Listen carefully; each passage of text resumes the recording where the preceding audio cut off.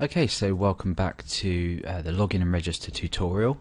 In this part we're going to be giving ourselves the ability to gather the currently logged in users data, and we're going to do this really efficiently. So if we ever add any more fields to our database, for example gender or any other information, then it's going to make it extremely easy to just go ahead and output any data we want. So you'll see at the moment I'm logged in. I have just literally a message here saying logged in and nothing else. I don't even have a link to the logout file that we created earlier. So what I want to do is I want to start building up this side panel that's going to greet me, and it's going to give me a list of links, for example, change my password, log out, things like that. So we are going to be dealing in this tutorial with the users.php function file. We're going to be adding a function to here that lets us pass in any number of fields and return that in an array.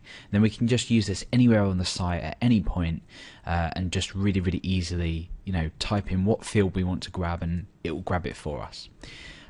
Aside at the moment, this is the message that you can see. Remember, we created this at the aside, which is here.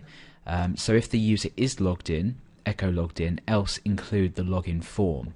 So this time what I want to do is instead, I don't want to echo anything out, I want to include another file, and I'm going to include loggedin.php. Now we haven't created this yet, so don't worry, we're going to go ahead and just do that now.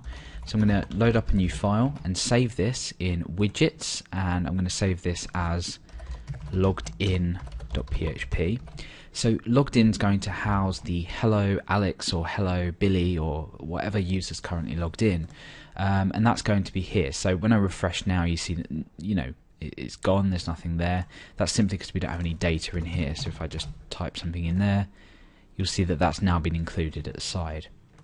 So what we want to do is we want it to look something like this: hello and then Alex. So this is going to be the username here.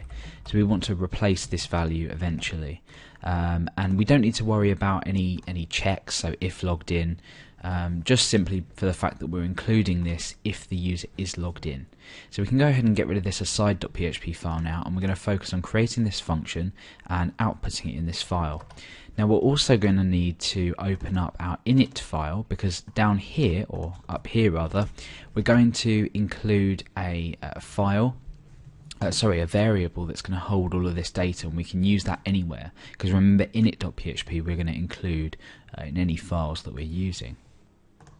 Okay, so let's go ahead and just jump and take a look at our database. So we have all of these fields. The ones that we're interested in pulling in for runtime are things like the username, the first name, last name, email, and active we can use. We can do a clever little trick with that to see, if the user's currently logged in, we might want to delete this or change this value. The user will then be automatically logged out. So we'll look at that trick a bit later in the next part. Okay, so so we want the username, first name, last name, the email address. We're actually going to pull in password as well, and you might be thinking, oh, hold on a minute, that's really insecure, isn't it? Well, no, it's not, because we're going to be running this, obviously compiling server side. No one's going to have access to this, so we can pull in password, and that's going to be really useful for the change password part of the tutorial as well. Okay, let's go ahead and start to create this function then. So I'm going to scroll down to here, down to the bottom.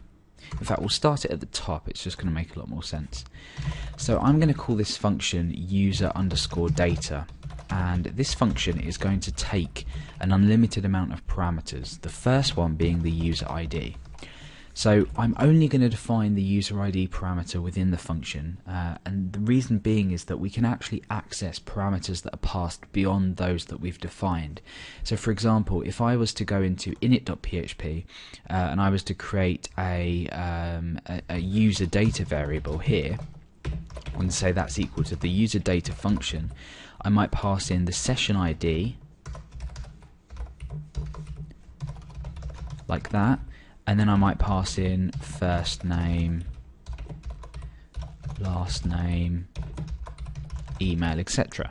So I can pass in these different variables, and within the user data function I now have access to anything I pass beyond this. Not people realize this, but we can access these variables here, and that's useful because we don't need to define what we pass through to this and what we return. So essentially user data is just going to be returning all this data from the database. So I'm going to wrap this around a conditional statement, and this is basically going to be if the user is logged in. So if logged in, that's a function, is equal to true, then we now want to grab this data. We don't want to do it for the user's logged out because that, doesn't make sense. We also need to define the session, the user ID session. Remember, we set this in login.php. Let me just go ahead and open it up here. We set this here, so we've got a session called user ID, and that's equal to the user ID that the user is currently logged in. In my case, that would be 1. Okay, so we're going to say session user ID is equal to $_session user ID. So we're now grabbing that value. I'm going to go ahead and just replace this now with session user ID. So again, I'm putting this within the logged in function check because we don't need to set a session user ID and hold this in a session user ID variable, if the user's not logged in. Okay, so let's go ahead and pass in all the values that we actually want to retrieve from this. So I actually want the user ID as well. That might be useful at some point. I want the username. I also want the password. So I'm grabbing all this data that I can use anywhere on the site at any point. So the first name, last name, and email address, and that's about it. Down here a bit later on, we'll create the function to log the user out if they don't exist. We won't pull it through here instead. Okay, so now we're going to go ahead and test outputting these values. Let's just go ahead and refresh our page to make sure nothing's gone wrong. No, that's fine. We're logged in at the moment. We've got this hello Alex, but we're obviously looking to replace that. So the function user data, well, what's it going to do? Well, the first thing we want to do is define a variable with an array, an empty array, and that's the data that we're going to return. So data equals array. That's all we need to do. Now we need to grab the user ID from here, but we need to sanitize it. So I'm going to cast it to an integer, and essentially this is just going to mean that we can't we cast this value to an integer, meaning we remove any characters or anything like that, and we create an integer from that input. That just means that we can't, go ahead and pass any SQL injection, strings into our function or our query later. Sorry. Okay, so now what I'm going to do is I am going to define two variables that are going to get the arguments from the function. The first one's going to count the number of arguments. The second one's going to actually get the arguments. So I'm going to create a variable called func_get, or no, we'll say func_num_args first. And this is equal to the func_num_args function. And what this is going to do, I'll just echo func_num_args. When I go ahead and refresh, we've got 7. Now we've got this number up here because we've done it in init.php. That's not important. The fact that we have passed through 1, 2, 3, 4, 5, 6, 7 parameters, we now know how many parameters we've passed through to this function. So that's really useful because then we can loop through and grab each one. Okay, so now I want to actually define func_get_args, and this is going to be func_get_args. And I'm going to go ahead and I'm going to print r func_get_args. Now func_get_args function returns an array of the arguments passed through to the function.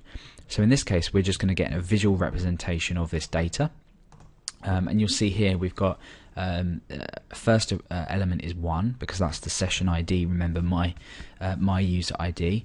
The second is, well, from this one all the way over to here are basically what we've passed through. That basically is that onwards. Okay, so very clever. We're now checking all of these values, or retrieving all of these values. So I'm going to say if, and I'm going to do a quick conditional statement to say if func_num_args is greater than 0, so i.e. has it got 1 or more arguments, I'm going to go ahead and I'm going to unset, in fact it should be more than 1 because we need the user ID and then another field to grab. I'm going to go and unset the first the first element of the array. So I'm going to go ahead and unset func get args 0. So now when I go ahead and print r on that func get args, we have user ID, username, but we don't have the initial user ID because we've stored that in a variable up here. We don't need to worry about it anymore.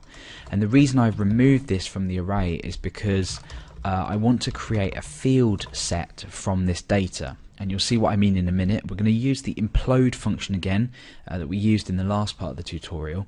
So I'm going to create a variable called fields, and that's going to be equal to implode. We're going to implode with something. Remember, we're taking an array and converting it to a string. So we're passing through func get args. Now what we essentially want from this fields thing, and if I go ahead and just echo fields here, you'll see that now we have all the fields that we passed through to this function in a list, well, a string basically. What we want to do is we want to be clever and we want to convert this to how we would pass through it into a MySQL query. So in the next part of the tutorial we're going to look at actually constructing or fiddling around with this to make it so it's the correct format to pass through into a query. And what we can then do is pass this string into the query and just retrieve all the fields we want. So like I said, it's a really flexible way of doing things. And then if we want to go into init.php and remove something, it just automatically updates itself because it loops through all the arguments, puts it into the query, and we're done. So that will be in the next part of this part of the tutorial.